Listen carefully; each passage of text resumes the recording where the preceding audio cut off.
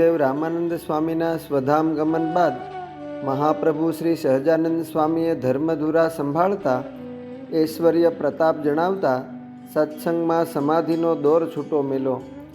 કોઈને છડી અડાડે, કોઈને નજર મળે, કોઈને વાત કરે, ત્યાં તો વળી કોઈને બજારે ચાલતા શ્રીહરિના ચરણના ઝાંઝરનો અવાજ સંભળાય ત્યાં સમાધિ થવા લાગે. મુમુક્ષુઓને સમાધિમાં દેવલોક, ગોલોક, વૈકુંઠ ધામોધામના દર્શન થાય ને વળી પાપી જીવ હોય તો નરકના કુંડને યમયાતના દેખાય. સમાધિમાંથી જાગીને સૌ કોઈને શ્રીહરિના સર્વોપરીપણાનો પાકો નિશ્ચય થવા લાગ્યો. આ સાંભળીને માંગરોળના નવાબ વજરુદ્દીનને મનમાં થયું કે ખુદા કોઈ દિવસ મનુષ્ય સ્વરૂપે હોય નહીં, ને જો ખુદા ખુદ પધાર્યા હોય તો આપણે એમની ખરાઈ કરવી, નહીંતર રાજ્યમાંથી કાઢી મેળવા. એમ મનમાં વિચારીને પોતાના શાળાને શ્રીહરિના આવા ઐશ્વર્યની ખરાઈ કરવા મોકલા. આથી તેઓ પોતાના આરબ સિપાહીઓની સાથે ઘોડે ચડીને કુમક સાથે શ્રીહરિ જ્યાં સંતો ભક્તોની સભા ભરીને બેઠા હતા ત્યાં આવ્યા. પૂછ્યું કે આપ ખુદા છો? શ્રીહરિ હસતા હસતા કહે કે જૈસા સબકા યકીન. આ સાંભળીને તેઓ કહે કે અમે સાંભળ્યું છે કે તમે સૌને જન્નતના દીદાર કરાવો છો, તો એ અમને પણ કરાવો. ત્યારે શ્રીહરિ કહે કે ભલે. એમ કહેતા તેની સામે દ્રષ્ટિ કરી ત્યાં તો 1,80,000 ઓલિયા કરે અરજ ઉચાર. દીઠા ત્યાં ઘણા પીરા ન પીર, કરે સ્તુતિ નમાવીને શીશ. આમ જન્નતમાં 1,80,000 ઓલિયા પુરુષ ઊંચા તખ્ત ઉપર વિરાજમાન શ્રીહરિની સજદા કરીને બંદગી કરતા હોય એવા દીદાર થયા ને તેઓ શ્રીહરિના આશ્રિત થયા. માંગરોળમાં શ્રીહરિને નવાબની વાડી હતી ત્યાં તેડી લાવીને શ્રીહરિની સરભરા કરીને પધરાવ્યા. માંગરોળથી પશ્ચિમમાં રૂડીવાડી છે ઉતર્યા ત્યાં, દેશપાળક વજરુદ્દીન નેહ તેણે દેખાડ્યો નવીન. સજ સેવા તેણે પણ સારી, પગે લાગ્યા પૈગંબર ધારી. સભા શ્રીજી સમીપ ભરાય, બહુજનને સમાધિ થાય. જ્યારે શ્રીહરિપુરમાં પધારે, જેના સામું જુએ હરિ જ્યારે, તેને સદ્ય સમાધિ તો થાય, ગોલોકાદિક ધામમાં જાય. કોઈ વેપાર કરતા વેપારી, કોઈ તોળતા ત્રાજવા ધારી, કોઈ નામું ઠામું લખનાર, થઈ જાય જોતા શબાકાર.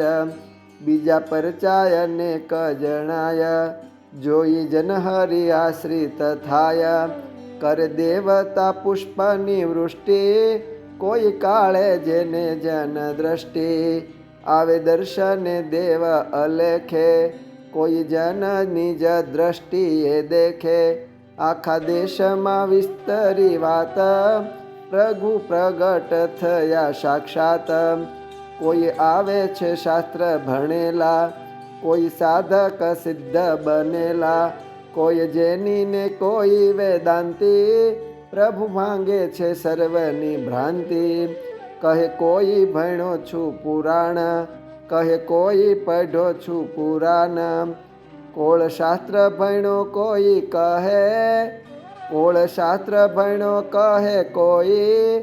આરે સૌ હરિનું મુખ જોઈ. નવાબે સમાધિમાંથી જાગીને શ્રીજી મહારાજને દંડવત પ્રણામ કરીને પ્રશ્ન પૂછ્યો કે આપ શ્રી આપના ધામનું સુખ મેલીને અહીં પધાર્યા, તેનો શો અભિપ્રાય? ત્યારે મહારાજે કહ્યું કે અમે 6 અભિપ્રાય લઈને આ બ્રહ્માંડમાં આવ્યા છીએ. એકાંતિક ધર્મ પ્રવર્તવાઓ, માતા પિતાને સુખ દેવું, ધામના મુક્તો અને અવતારોને અમારી ઉપાસના કરાવી અને અક્ષરધામમાં લઈ જવા, મુમુક્ષુ જીવોને વનમાં તીર્થમાં જ્યાં હોય ત્યાંથી ખોળીને અમારા સ્વરૂપનો નિશ્ચય કરાવો, અમારું સ્વરૂપ સમજાવી બ્રહ્મચર્ય વ્રત પળાવીને અમારી મૂર્તિમાં જોડવા. દરબાર, એ પ્રમાણે એ 6 અભિપ્રાય પ્રવર્તા સારું આ પુરુષોત્તમ નારાયણ પૃથ્વી ઉપર આવે છે એમ તમે સમજો. પછી તે સમયે રાજા અને બીજા સંતને એમ સમજાણું કે આ મહારાજ તો સર્વ અવતારના અવતારી છે.